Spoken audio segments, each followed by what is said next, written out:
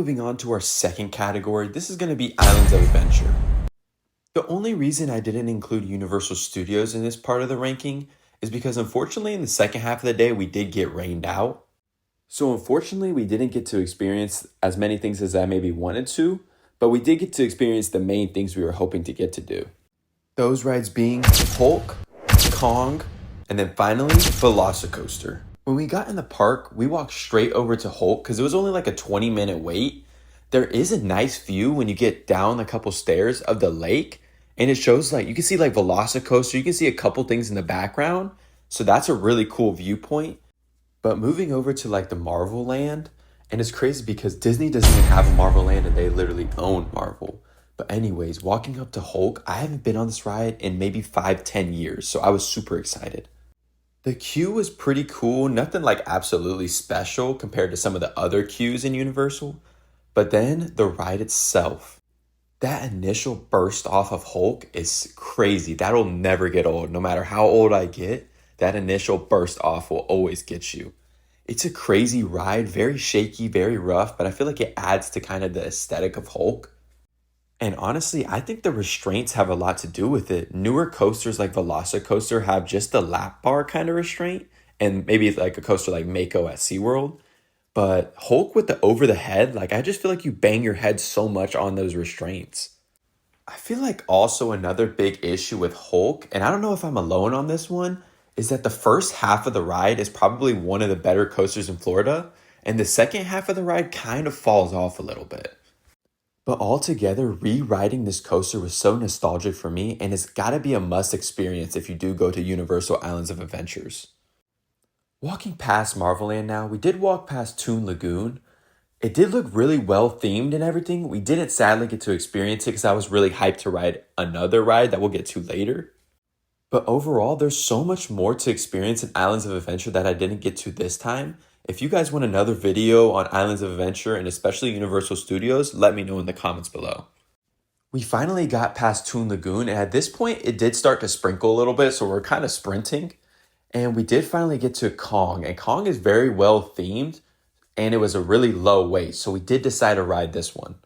And honestly, Kong is very well themed through the queue, through when you get on the bus, through the first layer, and then it's just kind of a screen ride.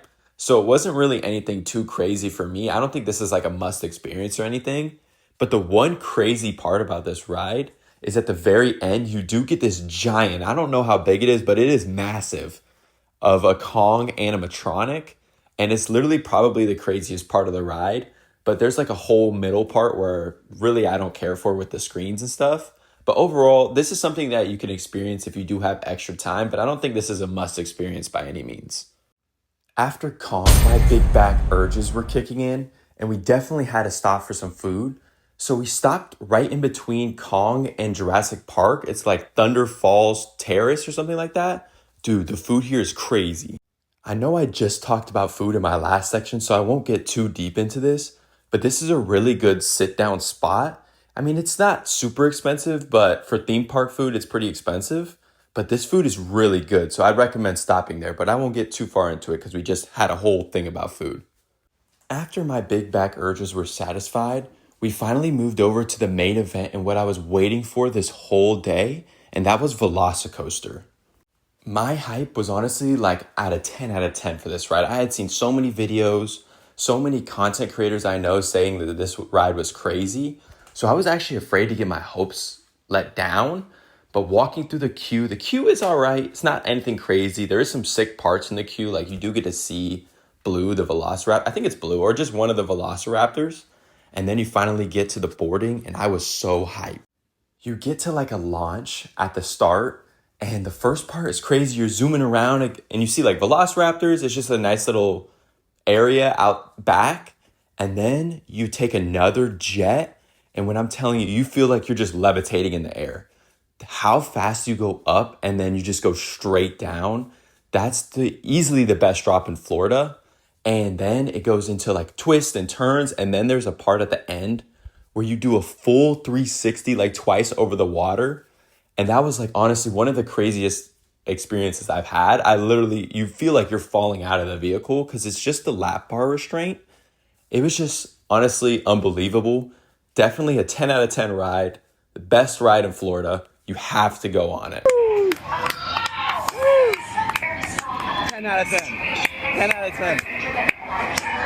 And honestly, thank God we went when we did, because right after we got on, the rain delay started coming in. So every ride around Universal and Islands of Adventure were both on rain delay.